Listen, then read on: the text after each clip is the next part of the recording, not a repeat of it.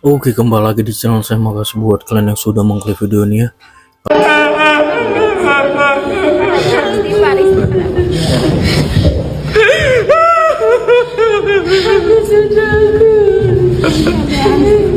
Kecewa, dia kecewa. Udah tinggal di ujung bayangin. Dia bisa rasakan lah bagaimana kecewanya. Segitu jahatnya aku. Hukuman mati untuk koruptor. Prabowo ledakan bom kebijakan, pejabat panik.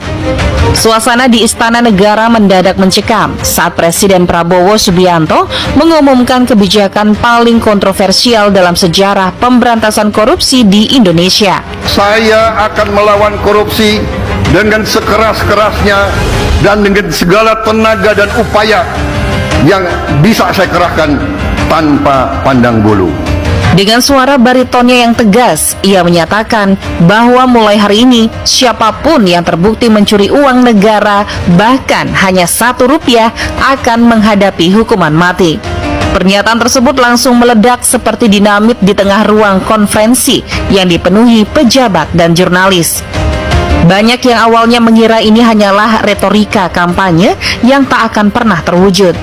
Namun dalam hitungan menit, kebijakan ini resmi dituangkan dalam peraturan pemerintah pengganti Undang-Undang Perpu, memberikan kewenangan luar biasa bagi Kejaksaan Agung dan Komisi Pemberantasan Korupsi KPK untuk menindak para pelaku tanpa ampun. Reaksi pun beragam. Media sosial meledak dengan dukungan dari masyarakat yang sudah muak dengan korupsi. Saya luruskan sedikit ya, bahwa kalau Pak Ahok mengatakan bahwa dia nggak ditawarin jadi dirut, berarti dia bohong.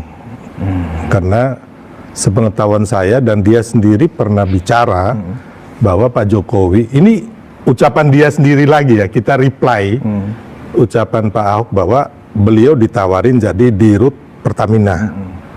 Tapi Pak Ahok menolak karena waktu itu dia bilang dia ingin jadi komisaris.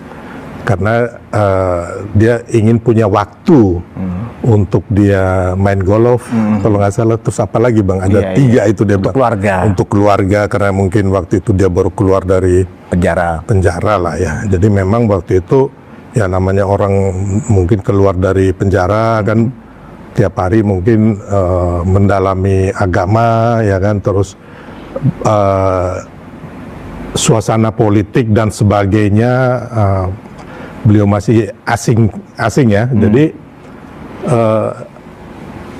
keinginan dia untuk benar-benar terjun, ya kan, dari hatinya dia mungkin nggak terlalu, makanya dia menolak jadi dirut. Jadi kembali lagi, ini adalah suatu kalau menurut saya kebohongan lah dari Pak Ahok sendiri.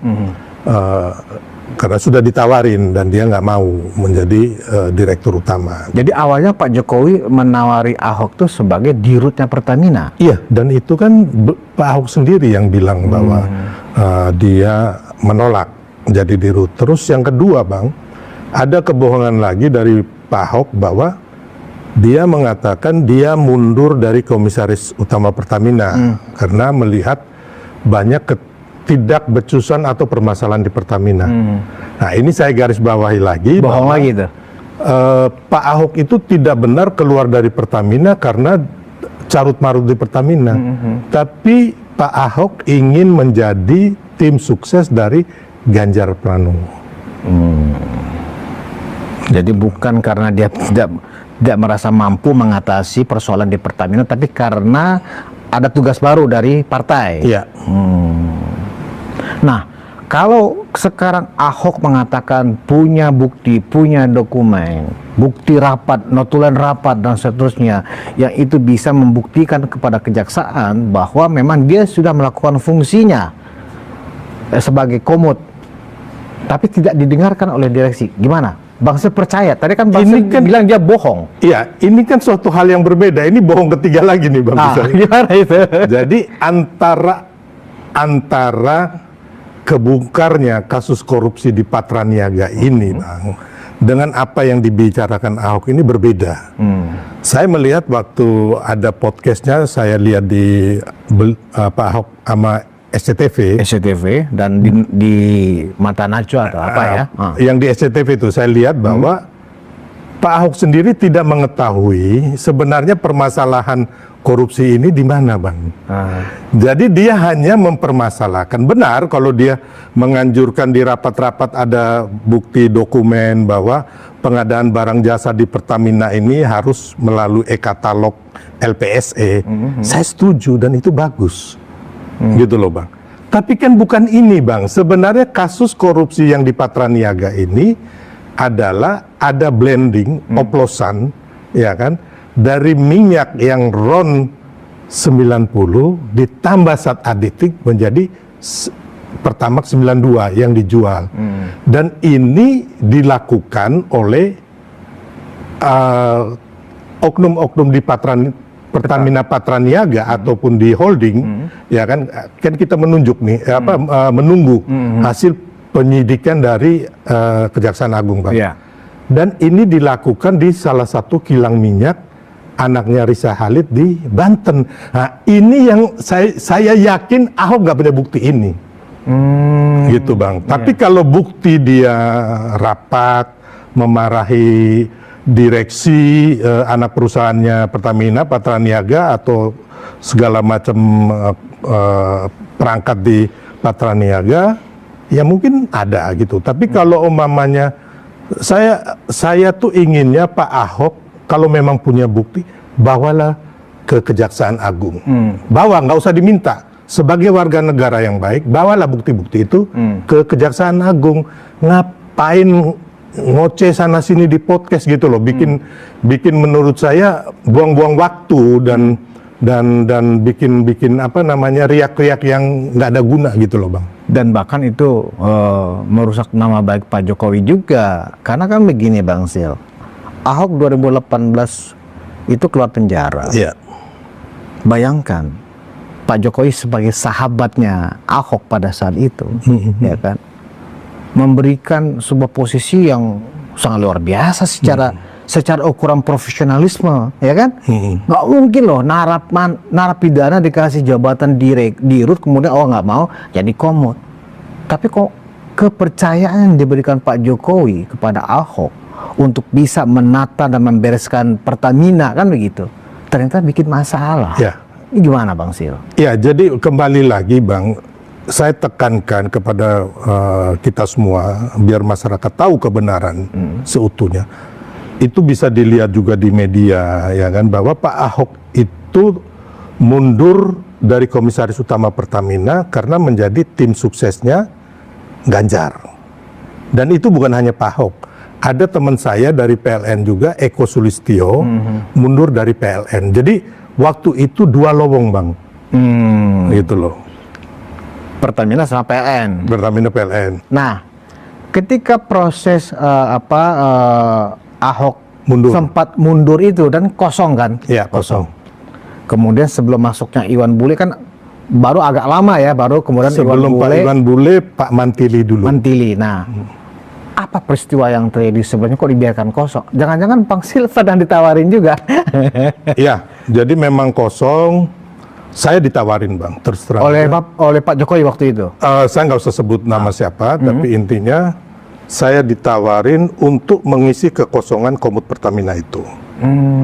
Tapi karena waktu itu saya juga sudah terdaftar di TKN Prabowo Gibran sebagai wakil ketua ya? Sebagai wakil ketua, saya juga menolak, Bang, karena menurut saya ini suatu hal yang lebih besar yang harus saya menangkan gitu loh.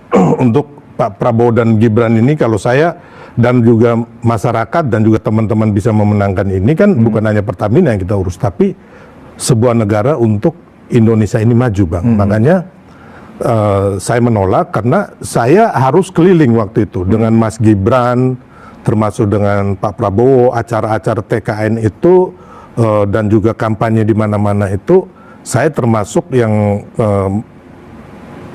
salah seorang dari sekian banyak tim yang membuat jadwal, merancang strategi kampanye di daerah-daerah itu, Bang. Jadi nggak mungkin lah saya juga harus mundur kan.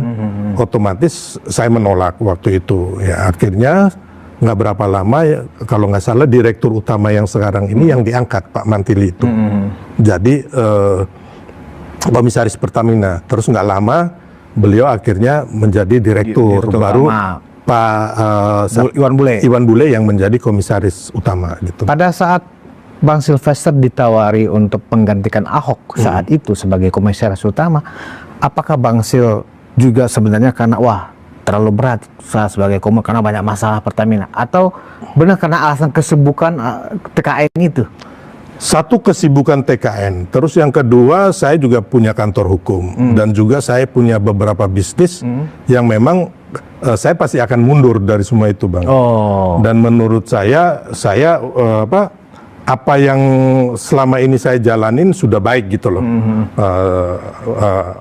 Jadi saya lebih memprioritaskan pekerjaan saya, profesi saya, usaha saya sendiri, dan juga kedudukan saya sebagai wakil ketua tim kampanye nasional itu, Bang. Itu yang lebih saya beratin daripada komisaris utama Pertamina. Dan Abang harus tahu bahwa komisaris utama Pertamina itu dia harus tiap hari ngantor, Bang. Sebenarnya Ahok juga bilang dia nggak tiap hari ngantor, dia tiap hari ngantor, dan dia juga sign, Bang.